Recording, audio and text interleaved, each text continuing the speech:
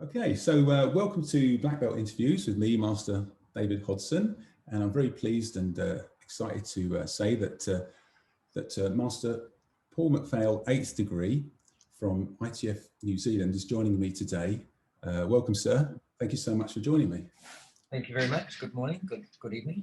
Yeah, that's right. At the times, fantastic. So I'm so pleased that you're able to do this. I know you've got lots of experience, many years of Taekwondo, and very happy to have this interview with you.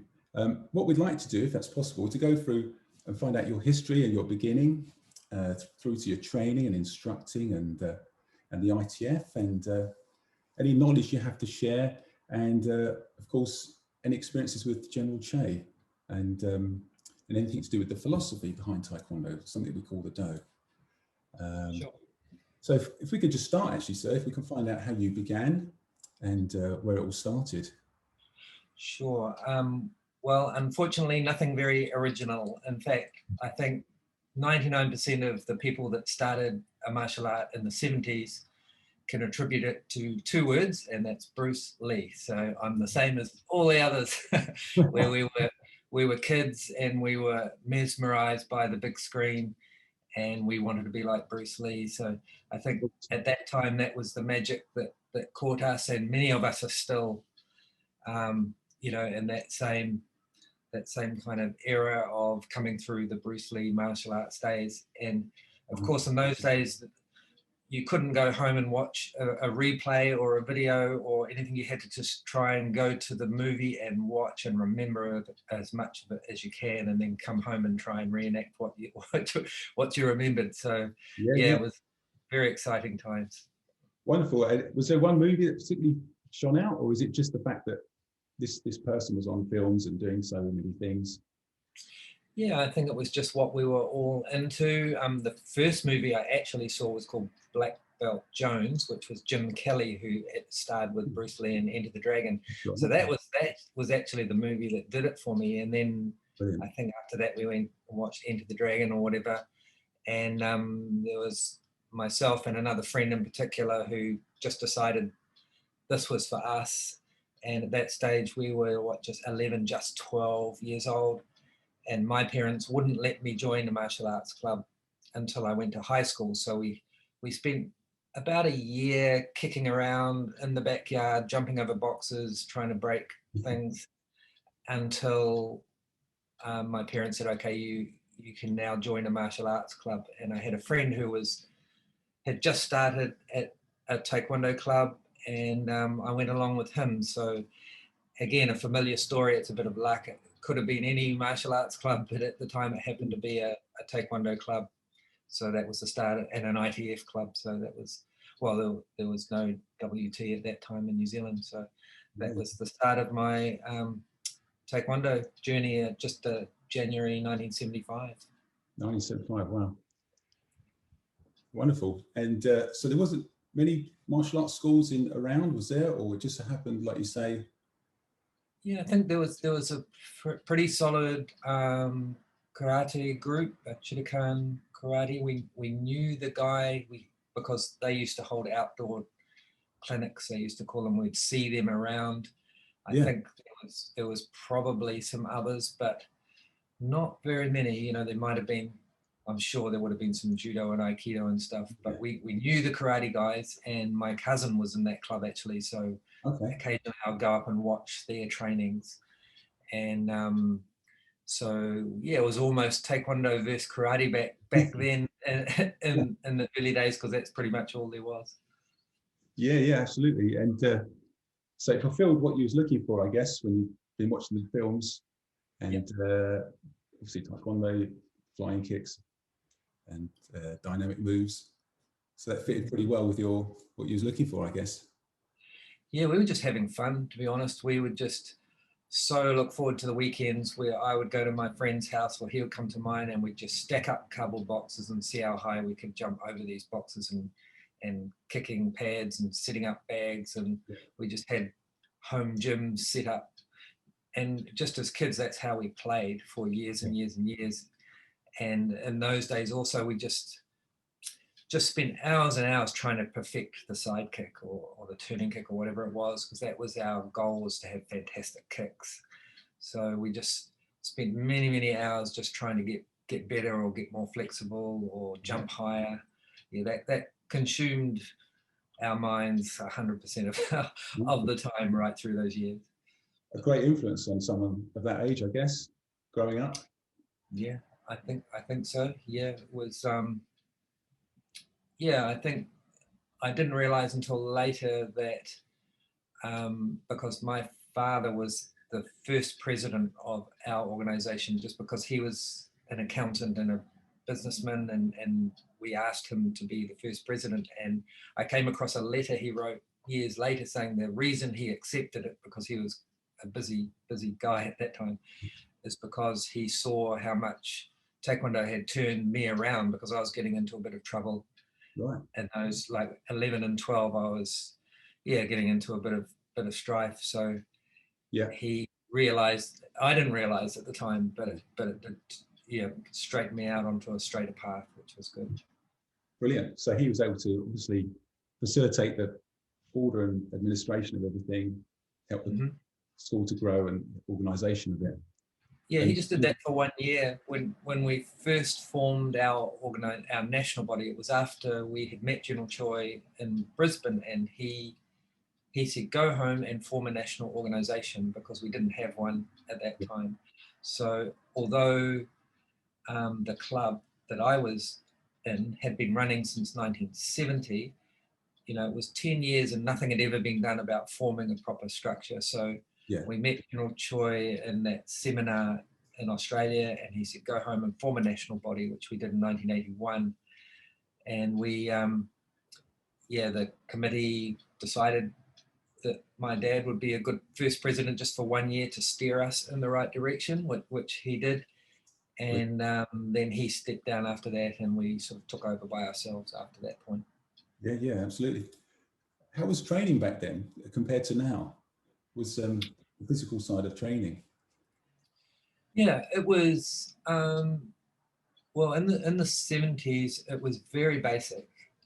I just remember doing low blocks and punches and stuff for most of the session, and I yearned to do some of the stuff that we were doing at home, but it usually wouldn't happen at training. And I remember thinking, man, if I ever have a club, I'm going to do all sorts of cool stuff. So in a way, we didn't like the repetition, but on the other hand, I think that helped us develop as martial artists by having the patience to work through those techniques and it was pretty harsh in some ways, because there were adults in the club that didn't like the inflow of children at that time. And they would give us, some of them in particular, would give us a real hard time. And actually, if I look back now, it was probably a bit of physical abuse, because they were pretty mean, and I would often go home crying, saying this man's awful to me, and so it was pretty full on. The adults who had been training for years and had come through a traditional martial arts system saw all these kids want to join the club to be Bruce Lee, and they didn't like that at all. So they were sparring us hard and pushing us around a bit. So those of us that lasted, and the others dropped out. Yeah, it was something of the time, isn't it? I guess. Yes. Compared to now, and how our schools and how they look now, it's quite a contrast. And the scientific way everyone trains now. And there were no kids classes. You were just a child thrown in with the adults and sparring with the adults, and the contact level was reasonably hard. And no protective equipment, and you had to just survive. But back then, it was fun. I wouldn't have it any other way. Of course. But, what we do now is amazing. The way we teach now with the children and everything is fantastic, and I think the standard now is much better than it used to be. I think we think in our minds we were fantastic, but I think these days the athletes and the people coming through are much better than we were. Sure, yeah, very much. And so you obviously moved into teaching after getting your black belt in '78. Was that at 16? Mm-hmm. and then instructing or assisting at some point during then? Yeah, I think I suggested to my instructor that we start a children's class on a Saturday afternoon, and I volunteered myself as the instructor. So it was sort of my suggestion. He said, yeah, okay, you can do that. So that would have been, yeah, that would have been in 78 or 79. Wow. I started doing the kids class and had my first experience with organizing it, advertising it, keeping the role. We got little club badges, and yeah, so again, I was just 16, 17, sort of trying new things like how to run a class and how to run a club. And that was my first experience. And then I moved to, after I finished school, I moved to Wellington, which is the capital city, to study down there. And I joined a club under Master Evan Davidson, he and I are still the sort of the two seniors in New Zealand.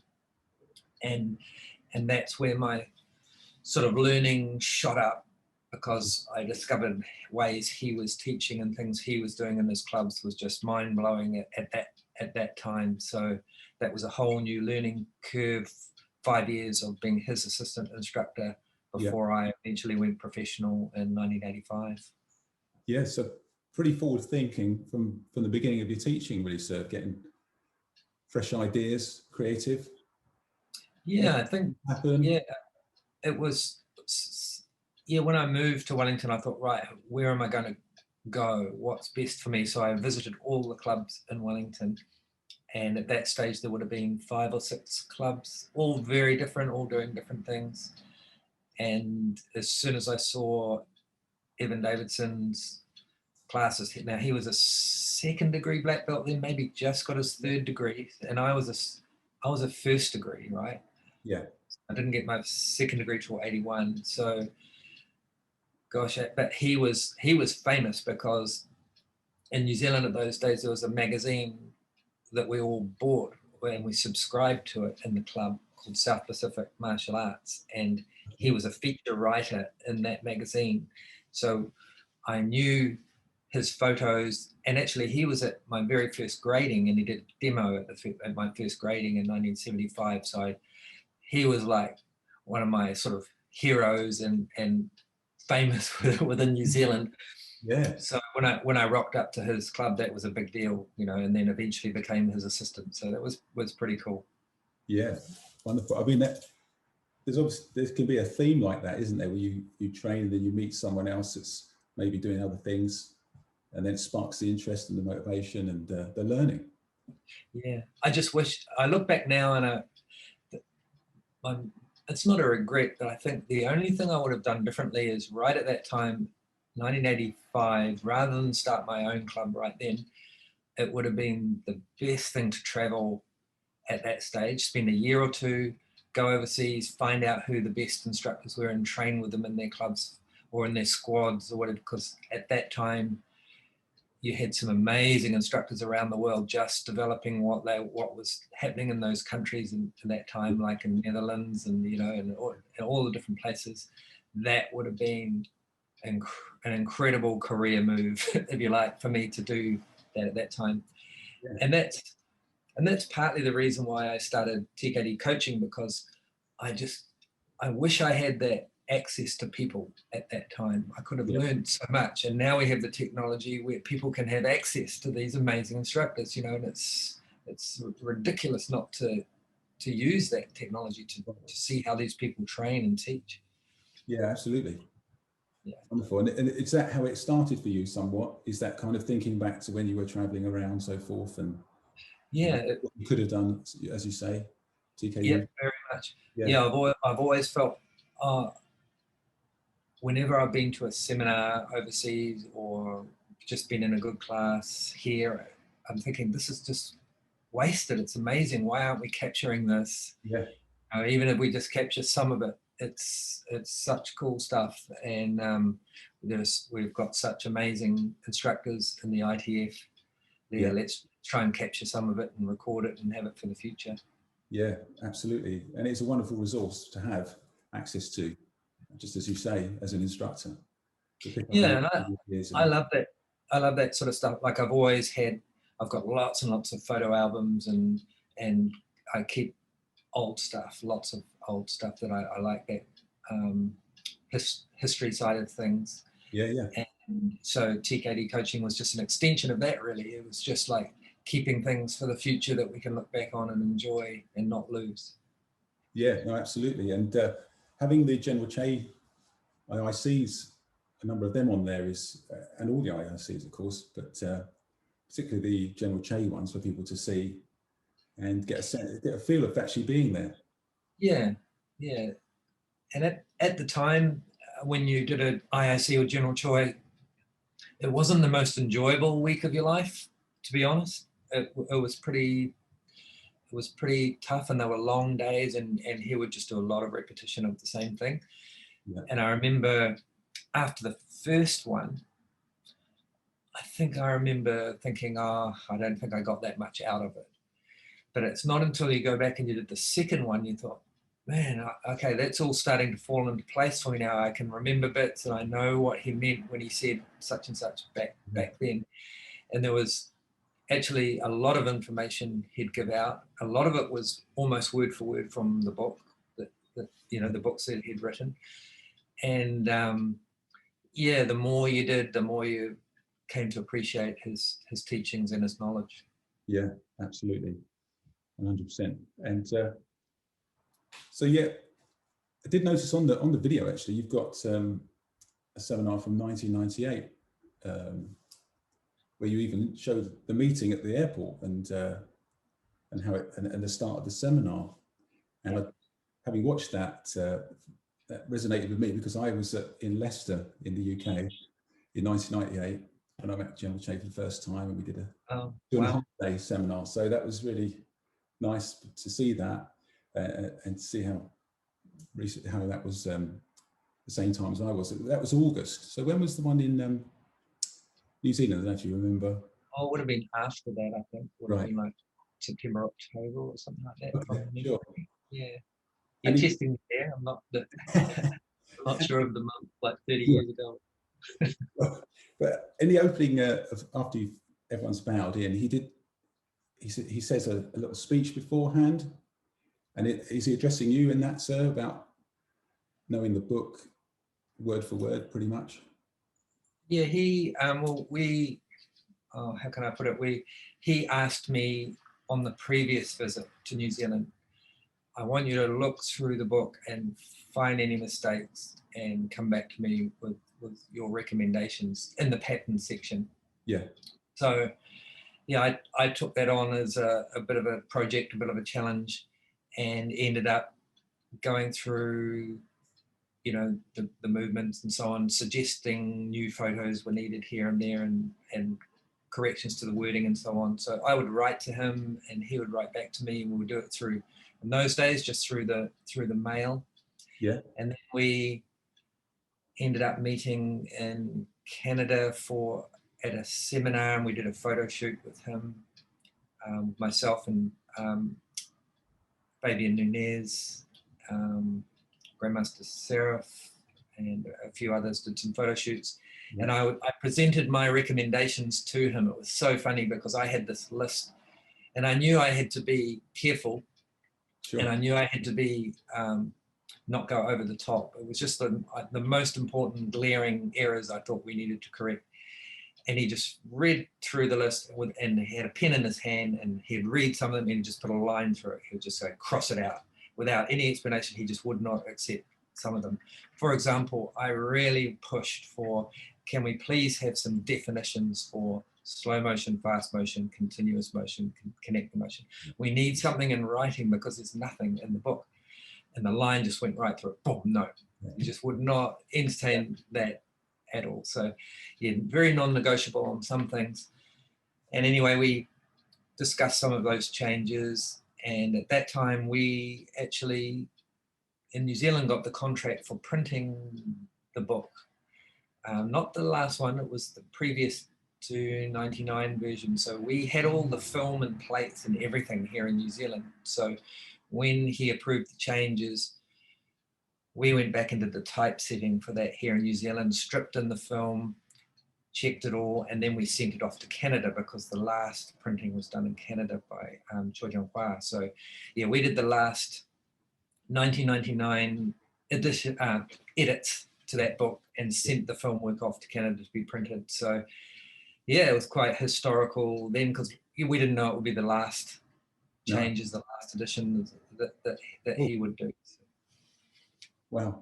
And is that when you got that note, the personal note as well? Was that due to that? Yeah, it was just at the end of that process, just a little thank you, saying thank you for your work, and that, yeah, that was all I needed. Wow. You know, one little handwritten note is all you need, and yeah, that was great, a real honour to work with him on that. No, absolutely. Wonderful to have that forever. And but were you expecting that after like a few lines going across the page? Did you think it was going down well at the time, or? I expected it, yeah, because I knew what he was like, and it's like when you're at an IIC with him, sometimes if you asked him a question, he'd just say, sit down, don't waste my time. And other times he'd be open to discussing things, and it depended a bit on his mood or what the question was or who you were. Yeah, it was. Yeah, I had a first-hand experience of asking a question and then having to say it once more and then being told to sit down. That was right. Yeah, not a really good question. Yeah. He was ruthless sometimes. Yeah. That was an experience, I guess, because he was very kind in other, came across that way as well. So yeah, it made it exciting, but yeah, sometimes he sort of skipped over the first tenet and would be pretty rude to some people for sure. There were some people who just told, you're fat, why don't you lose some weight, go away and do some training and stuff. And we'd sort of go, whoa, even in those days you can't say that. Yeah. But of course he was a general and he said it. So yeah, it was fun. No, absolutely. I did see though the support of the senior grades at the time when certainly I asked a question that wasn't what was the question? They'd come over to me and say, that was a good question, don't worry about that. What was the question you asked? Well, I remember that at the seminar, that not everyone was that forthcoming, and he said more questions. So I was at the moment, I was doing double arc hand high block. And I just thought, do we look through the hands or do we look above the hands or so forth? And I thought it had some validity to it, but it wasn't at the time. But it was a long day. It was a long day. Yeah, good stuff. So yeah, thank you for sharing that. They're truly amazing experiences you had with General Choi, and I do hope the listeners are tuning into that and knowing that they had the opportunity to still see what a seminar was like through the videos. I know there's some on YouTube as well. Some people do little clips, and just you teach, and just what a truly remarkable event it was to be in and to experience. It was for me, fortunately, I managed to fit in 2 of their 2.5 days ones. I know some people did much longer than that, didn't they? Well, we were so lucky in New Zealand because you can't just fly in and out in a hurry. It's a long way from anywhere in the world. So he would stay here for quite a few days afterwards normally. So we got the opportunity to travel around a little bit, go fishing, go to an island and walk around and chat. And some of the things I remember was like going to his motel room and he'd be sitting cross-legged on a chair in his pajamas, writing his diary for the day. And I'm thinking, wow, I'm looking at General Choi in his pajamas and his beautiful, beautiful handwriting in his personal diary he'd do every day. And to see that sort of thing, I'll never forget that because I knew it was like something I needed to remember because it was amazing. The authenticity of the person and what he was actually doing, like you say, because from what I understand, calligraphy he was well renowned for that as well, wasn't he? Of course, the skill. He was a real artist. Like all the drawings in the book are his drawings, right through all the encyclopedias, his little hand drawings, and a calligrapher, an artist, very, very clever man. Yeah.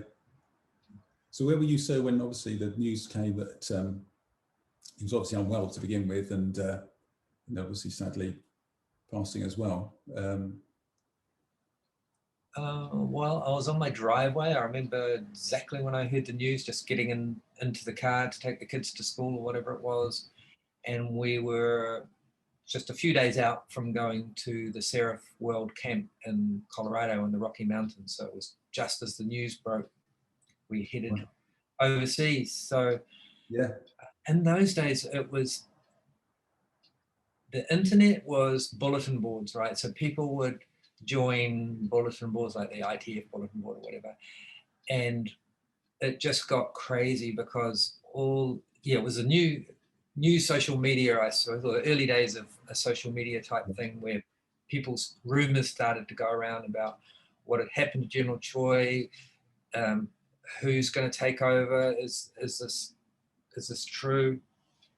Were the last words of General Choi real? And all this stuff was breaking out while we were at this camp. So it was just crazy times, and people were starting to abuse each other, and sides were forming early on. Very crazy times. So I heard the news at home, and then I think it must have been just a few days later we headed off to that camp.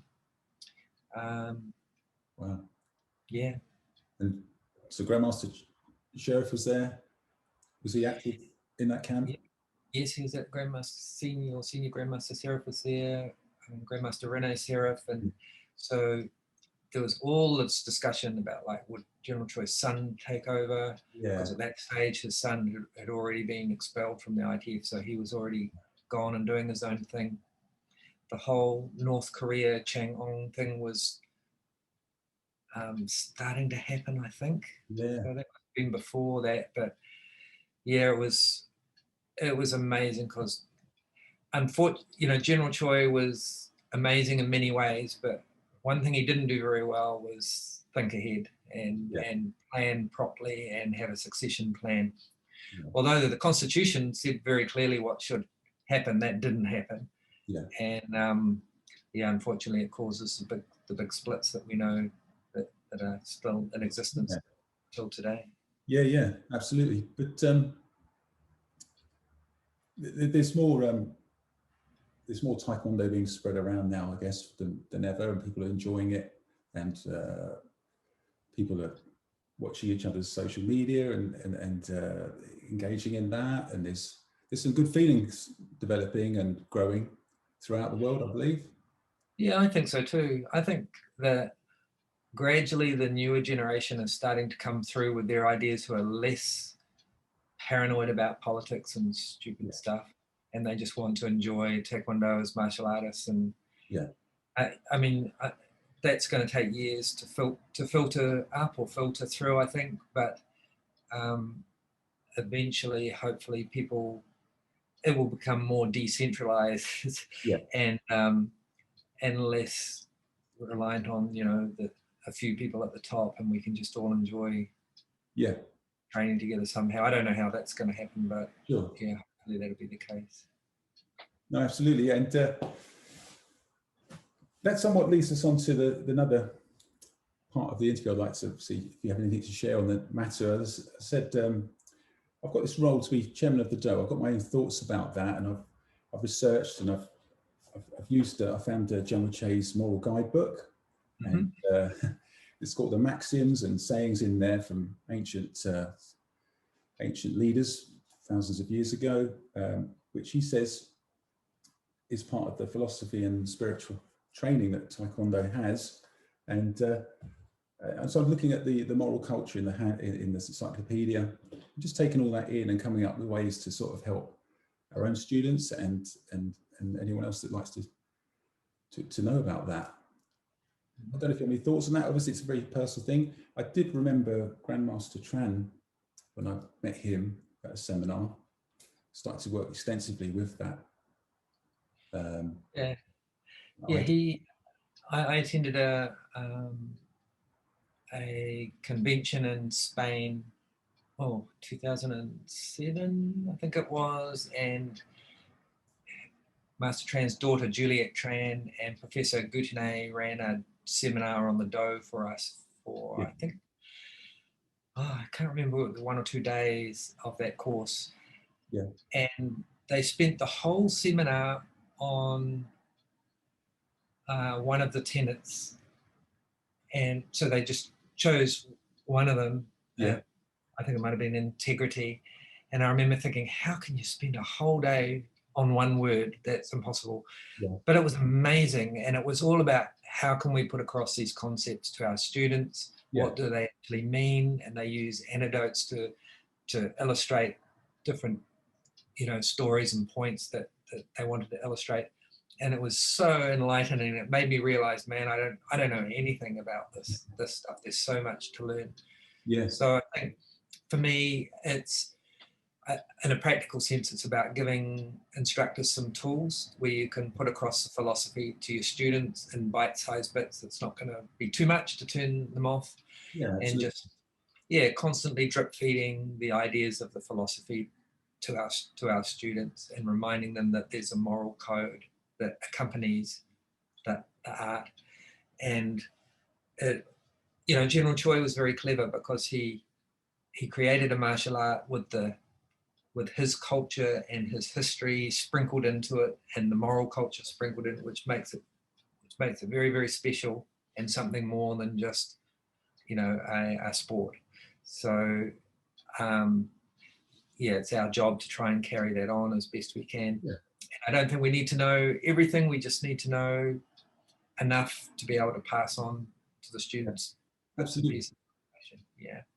Yeah, that's very much how I view it, how I see it. In my own group, I've got some 4th, 5th, 6th degrees coming through, and some of them are similar age to myself.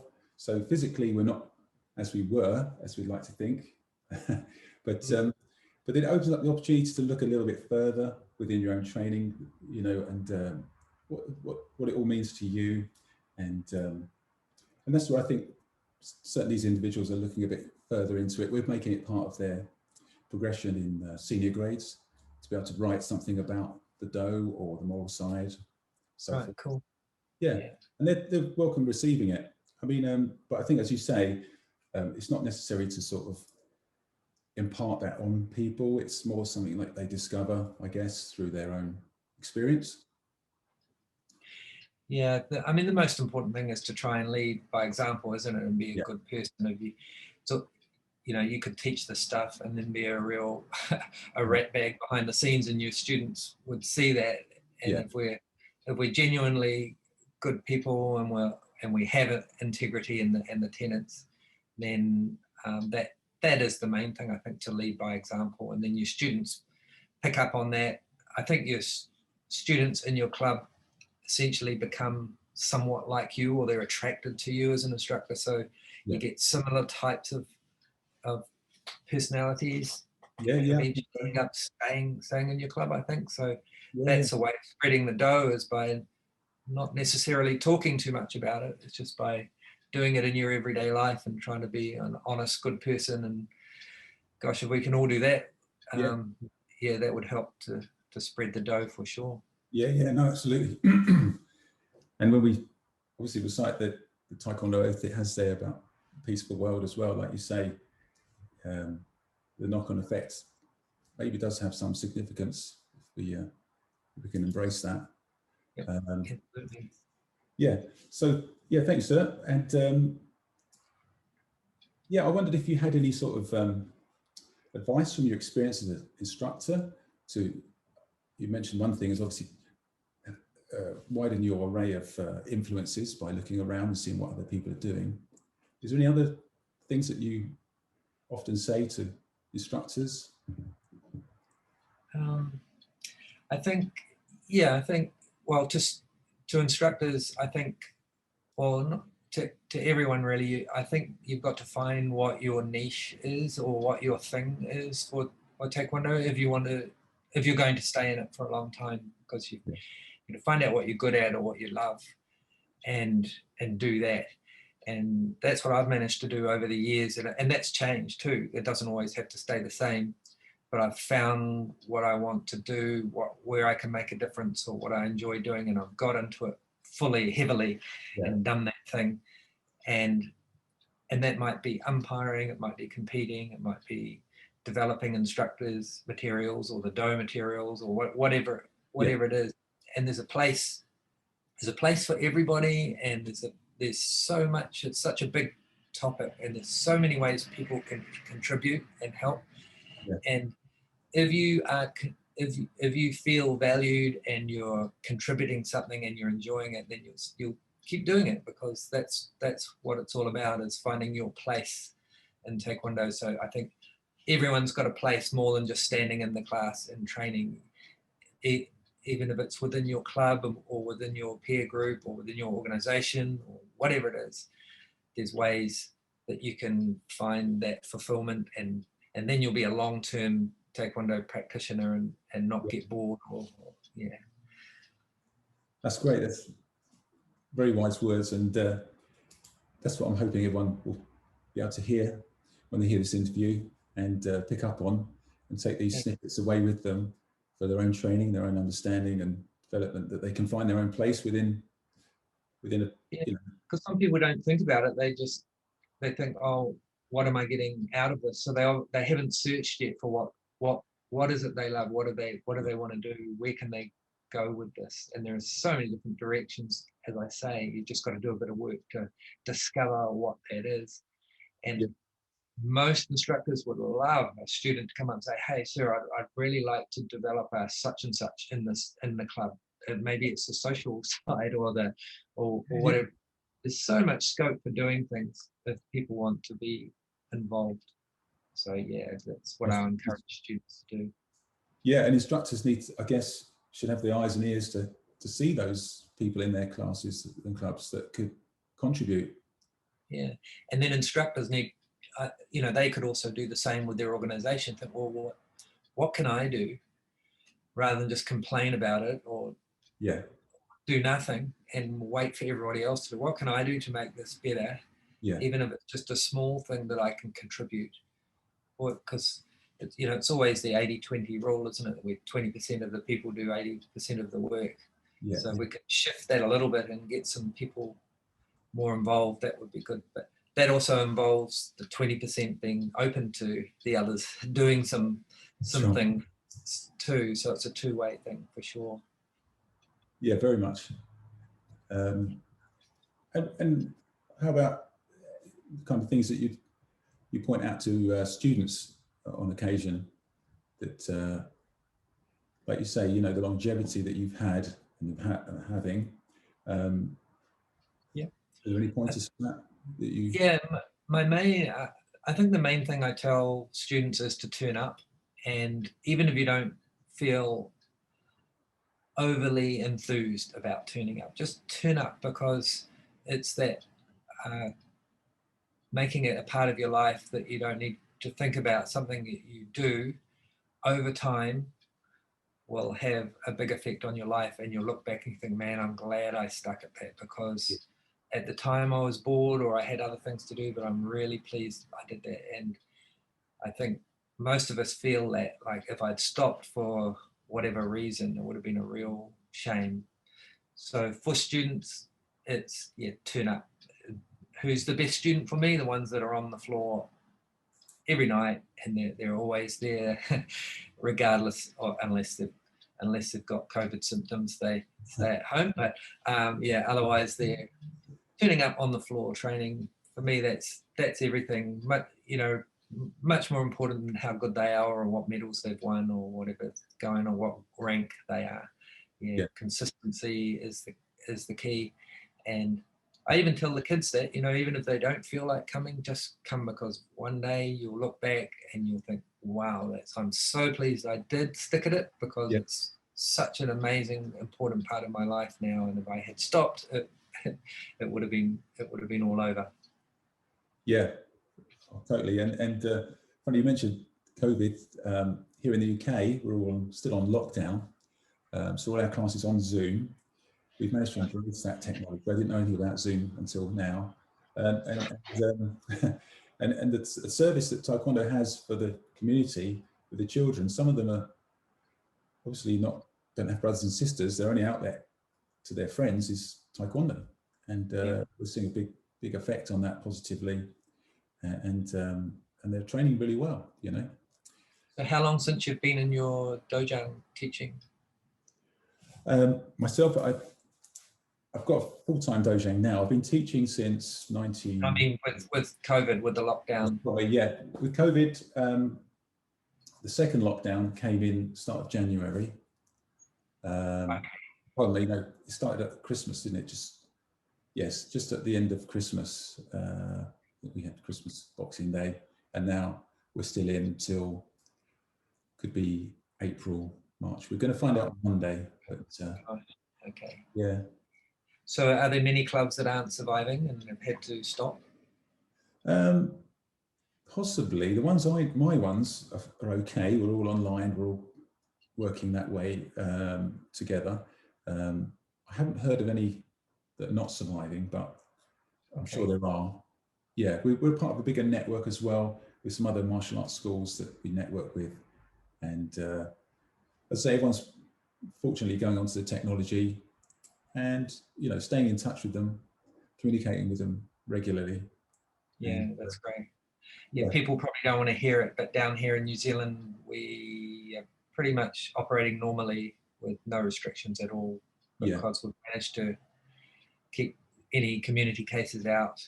Having said that, we've just had a 3-day lockdown in Auckland, not a total lockdown, but so if a community case does spring up, they tend to do a quick lockdown and then we're back to normal again. So yeah, tonight we're back to training completely normally after a few days off. So yeah, can't complain. We're very, very lucky. Yeah, no, we wish for that very, very much. It's a different situation here for one reason or another.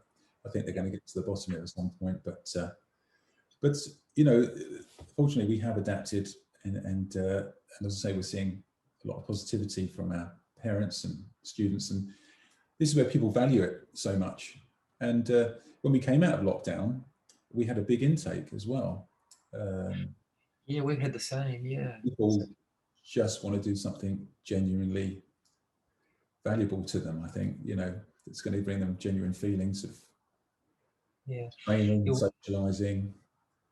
When we had our main lockdown, whenever that was, and was that April, May last year or whatever, after that, we did the same. Most of the clubs sort of went to Zoom or some kind of video lesson system. And yeah, I took the opportunity to teach stuff that we wouldn't normally do, like we'd use the breakout rooms and did theory and tournament rules and bits and pieces that you'd normally not spend time in class. So it was an excuse or an opportunity to cover some stuff that we normally wouldn't. So yeah, that went down reasonably well, although not everybody turned up to those classes. It was something different, which was good. Yeah. I think obviously when we first came into lockdown, people weren't sure. And now the way things are, they realise we've got to do this. We've got to do it this way for now until we can come out. But so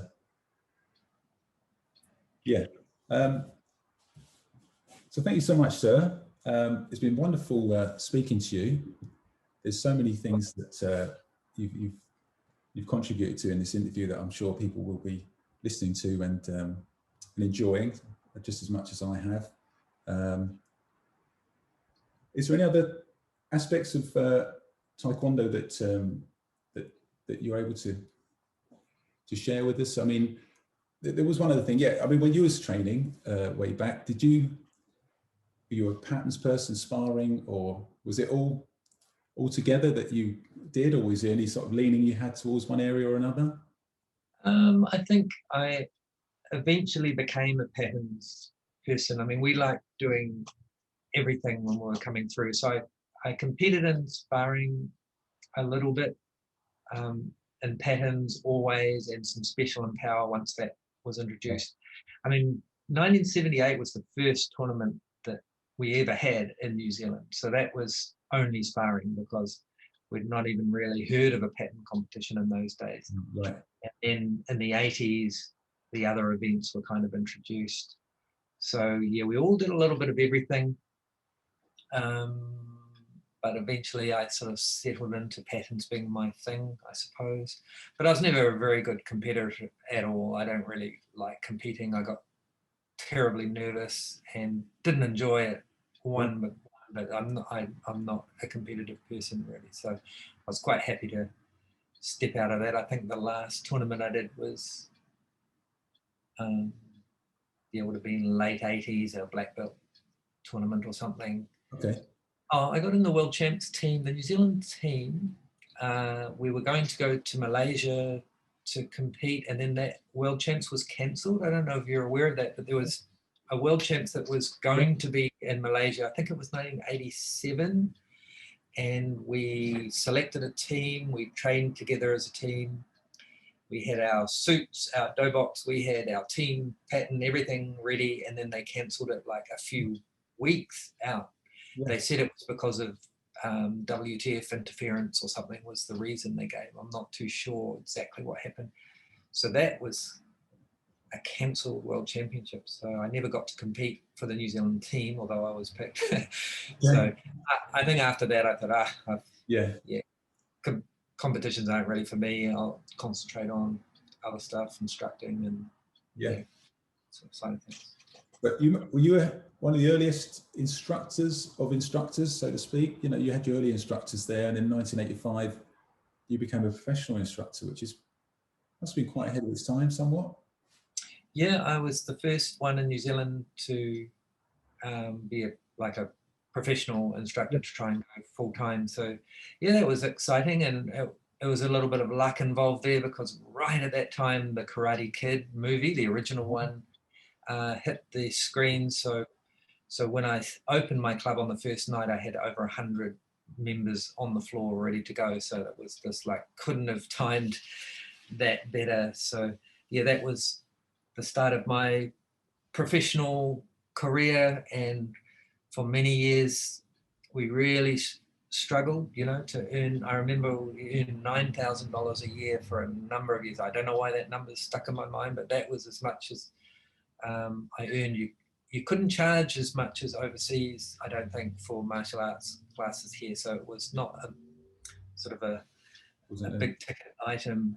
Yeah. And in those days, I was hand cutting out fabric with scissors on the floor for the uniforms that I'd take to my friend, who would sew up the uniforms to sell to the students, because I was trying to earn enough money to survive. Yeah. So for many years, I was cutting out the uniforms and making them and taking them to the screen printer and getting them done. You know, really struggling to do what we could to survive as a so-called professional instructor. Yeah, probably not very professional when I look back on it now, but yeah, we did it, and have managed to keep doing that and making Taekwondo as my career through those years. Yeah. And I look back, and now, of course, we've got a full-time centre with maybe 250 students, and I've got another club with a couple of hundred students. So it's just now grows organically without having to advertise, really, and it just kind of chips away. So yeah, a lot of hard work in the early days. No, absolutely. And those experiences, a bit like your early training days, I guess, they kind of forge you into the person that you become, I guess, somewhat. Yeah, well, I had to learn how to run a business and be self-employed and do my own thing, deal with people. Yeah, all those things that you have to do as a business owner is a really important part of it. And I love that side of it too. I think that's why I've probably done okay, because I'm not an instructor that says, oh, I only do it for the love of it, and I don't know about computers, and I don't know about business. I really love all of that side of it. I love the computer side of it, and the business side of it, and the teaching side of it. And I've, like I said before, I've sort of found my niche things that I enjoy in all those aspects. So every aspect of being a Taekwondo instructor, I love. I love the marketing, I love helping out instructors, coming up with the syllabus books and the development of instructors. All that stuff is just so much fun. Yeah. Wonderful. And that's obviously created Taekwondo coaching, the site for you, which I thought I'd just share with you. Well done. Very nice. This is a picture, but I thought I'd just I nearly forgot to show you that. Yeah, no, thank you. No, I appreciate your support. I think it was back in 2017 I first saw you join up, and yeah, So back in the early days, I think we started in 2015, but that was pretty early days. So thank you for that. Yeah, no, pleasure.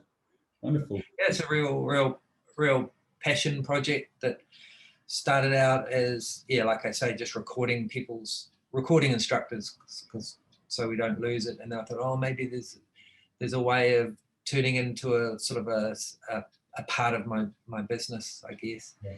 And yeah, it's just grown from there. It takes a lot of time because I do all the filming and the editing and the marketing and the website and the whole thing. So yeah, I'd never get my money back in terms of hours that I put into it, I guess. But it's a lot of fun, and I get a real buzz out of people's support and comments. And yeah, for as long as I can keep doing that, I'd like to keep going because it's fun to do and people enjoy watching. That sort of point of difference of watching teachers teach is what it is.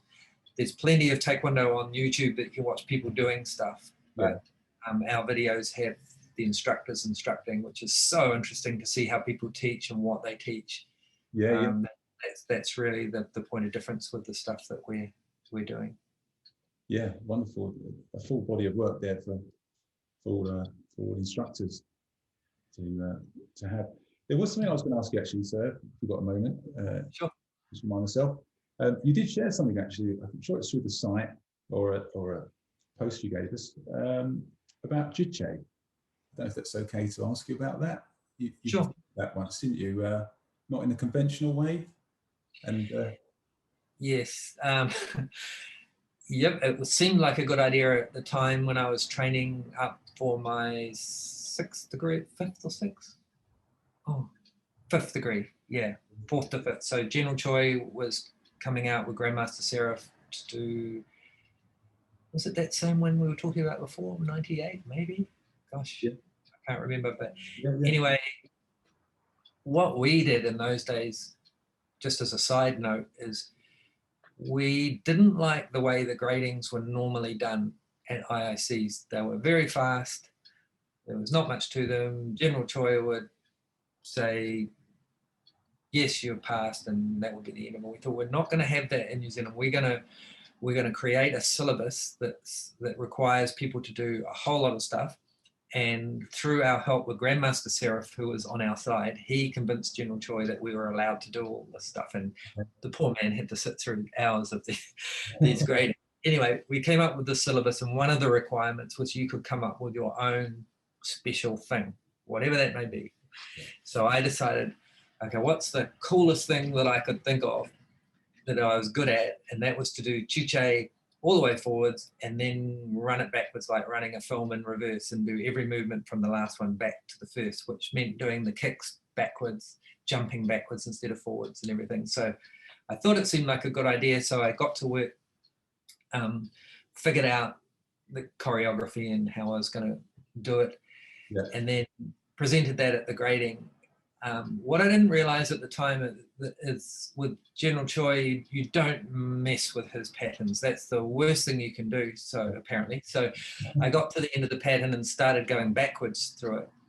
And out of the corner of my eye, I could see General Choi turn to Grandmaster Seraph, and I heard him. He said, "What is he doing?" And Grandmaster Seraph said, "Sir, he's doing the pattern backwards." And so I thought, okay, keep going. And he actually turned away and wouldn't look at me. So this is in my grading. I've got the founder of Taekwondo turned his head and wouldn't watch me. So I'm thinking, well, okay, what do I do? Do I stop? Do I keep going? So I thought, if I'm going to be demoted, it's already happened. I may as well keep going. So I got through the pattern to the end. General Choi obviously recovered somewhat and let the grading continue, and he never mentioned it to me again. It was not spoken about again. And yeah, it just went down as a sort of a funny part of the history. Wow. Yeah, I mean, the difficulty to do that is enormous, isn't it? I mean, I don't know, I've seen the video as well, but how you did it. But yeah, remembering it was the hardest thing. Yeah, doing it was, yeah, if you can spin one way, you can spin back the other way, I suppose. But yeah, remembering it took quite a bit of practice, just doing it in segments and remembering bit by bit and figuring out like the 2-direction kick. I couldn't really run backwards and do a 2-direction kick very well, so I decided to spin. I did a little 360 spin and jump and kicked and landed. So there were a few sort of modifications to the diagram, if you like, to be able to make it work. But yeah, that was a lot of fun and a real challenge.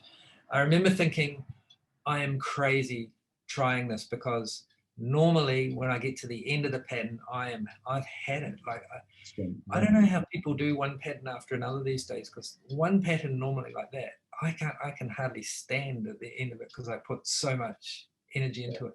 And I thought, how am I going to do this forward and then backwards? So I took it on as a real personal challenge to be able to do it.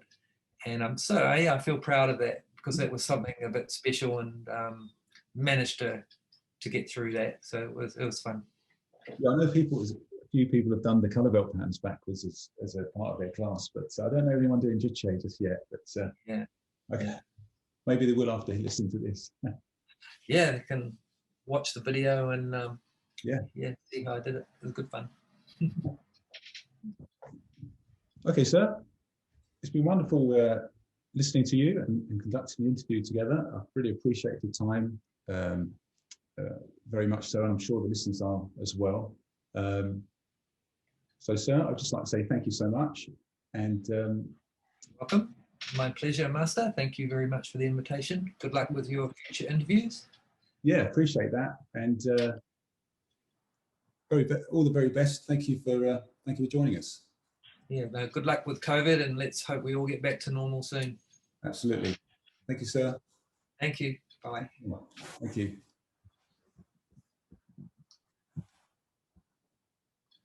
Okay, sir. I'll let you know when it's all done, the audio. And if you're happy, would you like to hear it first before I no. just sling it out there? Yeah, all good. I'll let you know, yeah, I hope that was okay. Yeah, it's fantastic. Cool. Yeah, no, that was fun. Thanks very much. All right, talk soon. Have a great day, sir. Thank you. Thank you. Have a good day. See ya.